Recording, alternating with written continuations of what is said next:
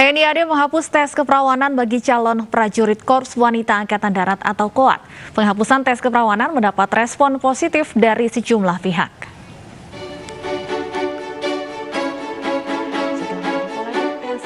TNI Angkatan Darat menghapus tes keperawanan atau pemeriksaan selaput darah sebagai salah satu rangkaian tes kesehatan bagi calon prajurit Korps Wanita Angkatan Darat. Menurut Kepala Staf Angkatan Darat Jenderal Andika Perkasa, penghapusan tes keperawanan untuk memperbaiki proses rekrutmen. Kita fokus, tidak ada lagi pemeriksaan di luar tujuan tadi. Tujuan rekrutmen tadi adalah seleksinya antara lain agar yang diterima itu bisa mengikuti pendidikan pertama yang berarti hubungannya dengan mayoritas fisik. Oleh karena itu ada hal-hal yang memang peserta ini harus memenuhi, tetapi ada juga hal-hal yang tidak relevan, nggak ada hubungannya, dan itu tidak lagi dilakukan pemeriksaan. Penghapusan tes keperawanan terhadap calon prajurit wanita mendapat apresiasi sejumlah pihak, salah satunya dari penggagas petisi penghapusan tes keperawanan, Latisha Rosabel. Sementara petisi yang dibuat Latisha di change.org hingga kini telah didukung lebih dari 68.000 orang. Saya sangat senang bahwa sudah ada keputusan baru untuk masa depan. Tapi karena kita hadir di sini untuk mereka, jadi saya ingin bertanya saja, kira-kira apa ada kemungkinan untuk adanya sebuah pengakuan salah ke publik gitu dan juga ke para perempuan. Sebelumnya tes himen atau selaput darah dalam keputusan Panglima TNI nomor 920 tahun 2020 dikecam kelompok pegiat hak asasi manusia. Sedangkan tes keperawanan dalam militer Indonesia sudah diterapkan selama puluhan tahun sebagai salah satu rangkaian tes kesehatan saat proses perekrutan prajurit wanita. Tim Liputan iNews melaporkan. Setelah menjadi polemik, tes keperawanan calon KOAT TNI Angkatan Darat akhirnya dihapuskan. Bagaimana prosesnya hingga TNI Angkatan Darat memutuskan hal tersebut? Kami akan bahas bersama Sri Rumiati, penggerak penghentian tes keperawanan. Dan kami juga akan bergabung bersama penggagas petisi penghapusan tes keperawanan, Latisha Rosabel. Selamat sore, Ibu Sri. Selamat sore. Baik, Ibu Sri, Anda mungkin sudah bertahun-tahun menjadi salah satu inisiator penghentian tes keperawanan. Dengan tes keperawanan ini resmi dihapuskan, apa tanggapan Anda? Sebetulnya kalau untuk Polri sih sudah cukup lama ya Mbak, karena awal saya meminta ini dihentikan tahun 2006. Kemudian ya berlanjut karena itu masih belum dalam bentuk skep Kapolri, jadi ada juga beberapa daerah yang masih melakukan. Tetapi dengan maraknya lagi tahun 2014, akhirnya Kapolri mengeluarkan skep untuk penghentian untuk tes ini. Baik, tapi kalau untuk TNI Angkatan Darat kan Polri, baru ya Bu ya? Baru resmi dihapuskan. Tanggapan Anda sendiri seperti apa? Ya, saya bersyukur kalau memang itu kebijakan Panglima, sehingga ini kan sesuai dengan undang-undang yang kita miliki ya. Kita sudah meratifikasi Undang-Undang Nomor 7 Tahun 84 bahwa negara menghapuskan semua bentuk diskriminasi terhadap perempuan. Dan tidak ada relevansinya di dalam seleksi antara tes keperawanan dengan kemampuan seseorang menjadi anggota Polri maupun TNI. Baik, dan sudah bergabung juga bersama kami Latisha Rosabel, penggagas petisi penghapusan tes keperawanan. Selamat sore waktu Indonesia, Latisha. Iya, halo, selamat sore. Apa saya bisa didengar? Iya, sudah bisa terdengar dengan jelas. Okay. Baik, Latisha, langsung saja tanggapan Anda dengan resminya TNI Angkatan Darat menghapus tes keperawanan untuk calon KOAT. Jujur saya sangat senang dan kemenangan ini memang juga seperti yang dikatakan Bapak Andreas Karsono dari Human Rights Watch saat tadi ada konferensi pers.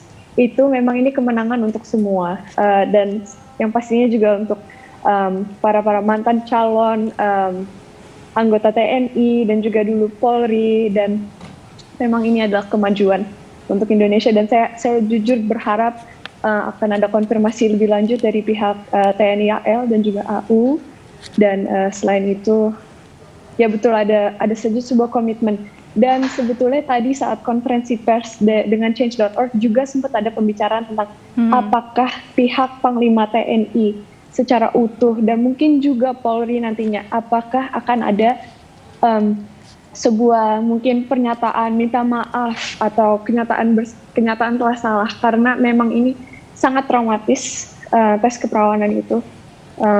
Ya gitu sih. Perlu ada permintaan maaf, artinya untuk mereka yang sudah melewati tes keperawanan ini, Latisha? Betul sekali. Baik, Ibu Sri, saya ingin tanyakan pada saat Anda kemudian dari pengalaman Anda sendiri pada saat akan masuk ke institusi Polri, apakah sempat mengalami juga harus melewati tes-tes yang menurut Anda sendiri sebenarnya tidak relevan? Ya, tahun 84 kebetulan saya dipanggil Wamil, panggilan Wamil yang terakhir itu, memang itu ada. Seperti apa saat itu pengalaman Anda, Bu? Ya, waktu itu kan kami juga tidak tahu tes itu sebetulnya untuk apa, kami diperiksa di dalam, ya kebetulan waktu itu di Kodam 7 ya, di Semarang, bahwa itu dilakukan sih oleh perawat ya.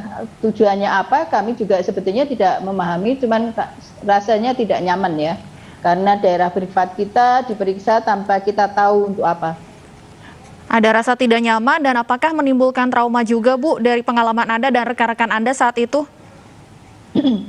Kebetulan waktu itu saya sendiri yang tes untuk ke Polri, ya memang tidak nyaman saja waktu itu. Kalau trauma sih tidak ya. Baik. Bu Sri, artinya Ya, apakah Anda setuju dengan Latisha bahwa selain tentunya kita apresiasi penghapusan tes keperawanan ini, tapi perlu juga ada permintaan maaf kemudian untuk mereka yang terpaksa sudah melewati tes keperawanan ini?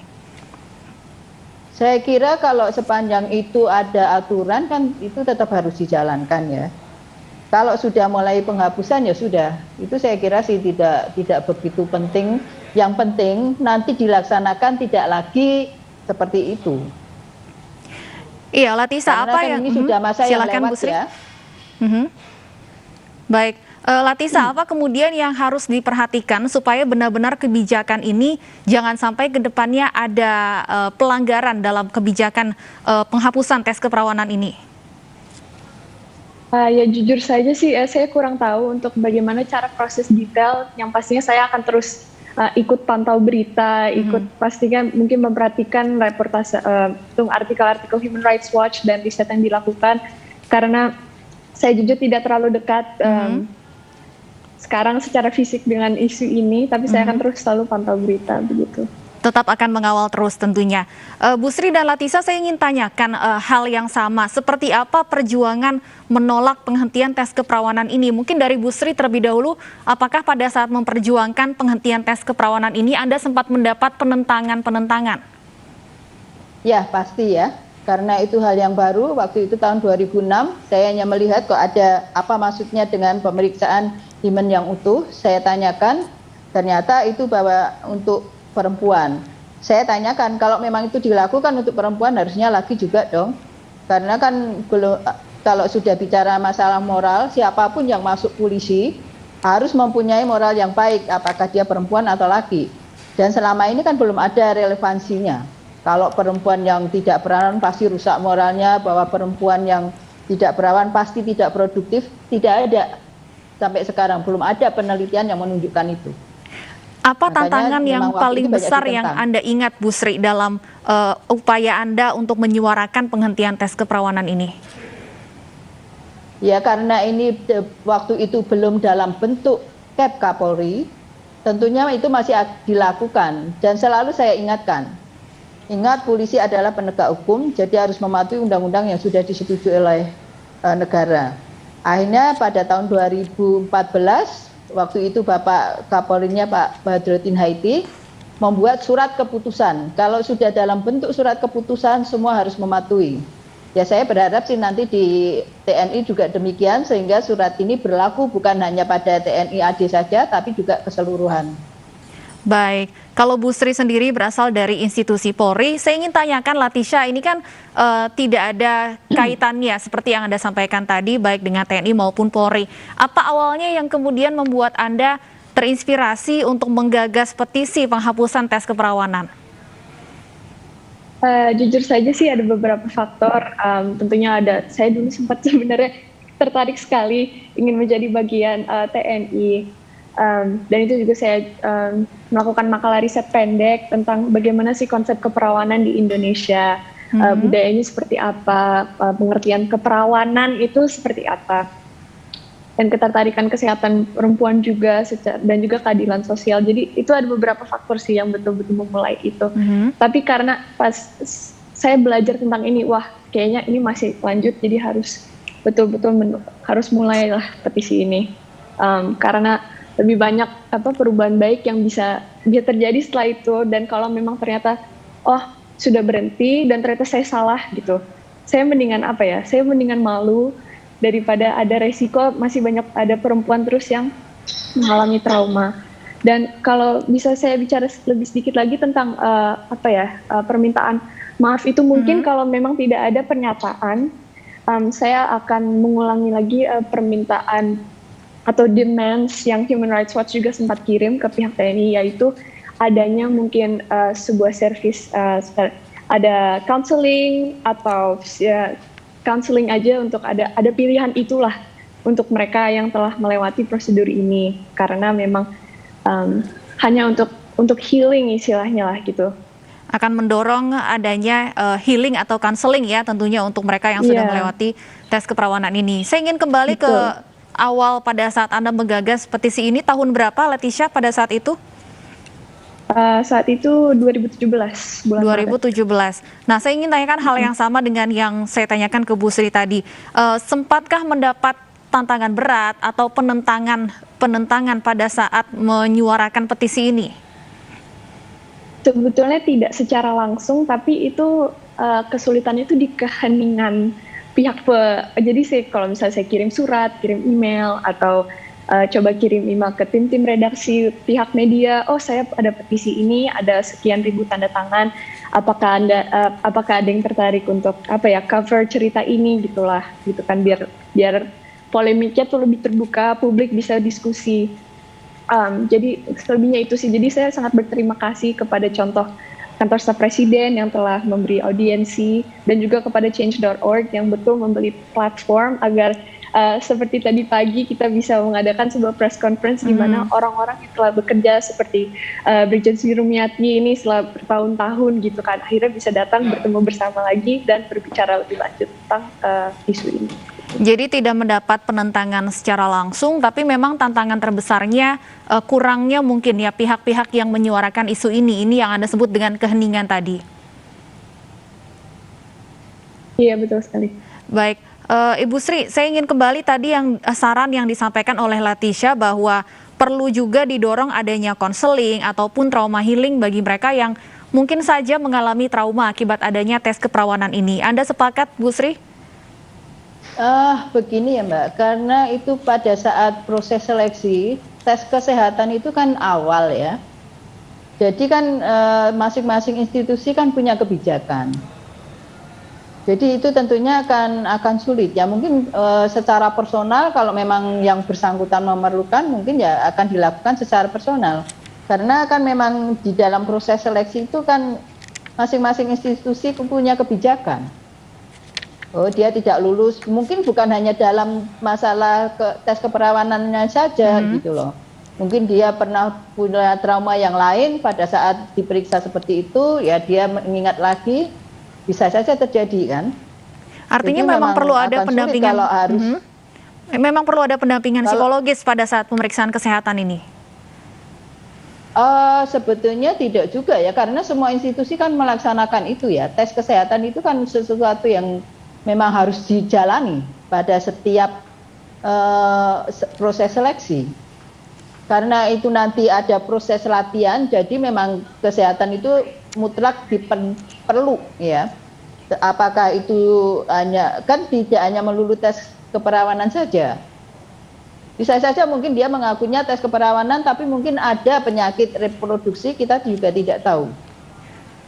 Tapi bahwa ada tes kesehatan, tes fisik yang hanya dilakukan di institusi atau untuk masuk TNI Polri, tapi tidak di mungkin perusahaan-perusahaan swasta ataupun di jenis pekerjaan lainnya, Bu? Apakah ini perlu menjadi concern? Saya kira kalau setiap institusi kan melakukan tes untuk kesehatan ya.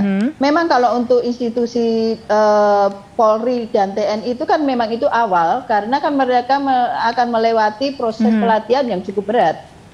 Baik, Bu Sri, kalau kemudian setelah TNI Angkatan Darat yang resmi menghapuskan tes keperawanan, perlukah komitmen yang sama juga disuarakan oleh TNI Angkatan Udara dan TNI Angkatan Laut?